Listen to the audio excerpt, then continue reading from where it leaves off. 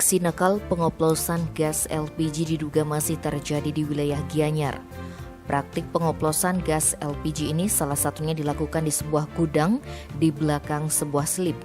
Menurut informasi sumber terpercaya di lapangan, praktik ini sudah berjalan lebih dari 1 tahun dan tak terendus oleh pihak berwajib. Berdasarkan pantauan Bali Express di lapangan Rabu 15 September, pintu masuk gudang yang diduga tempat pengoplosan gas tertutup rapat.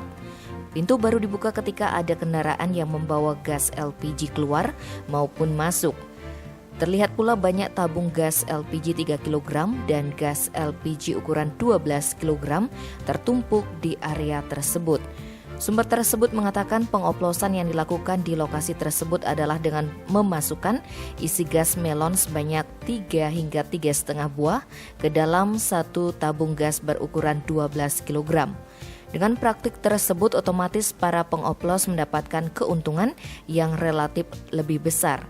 Sebab untuk satu gas melon jika diambil di agen distributor harganya Rp17.000.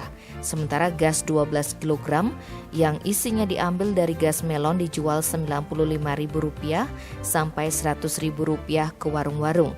Jika dijual langsung ke warga harganya mencapai Rp120.000. Dikonfirmasi terpisah Kasubag Humas Polres Gianyar AKP Inyoman Hendra Jaya mengatakan pihaknya belum mendapatkan laporan terkait praktik pengoplosan tersebut.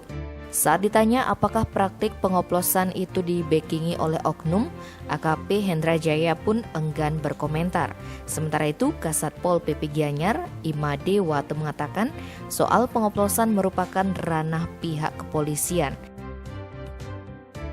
Tim Bali Express melaporkan.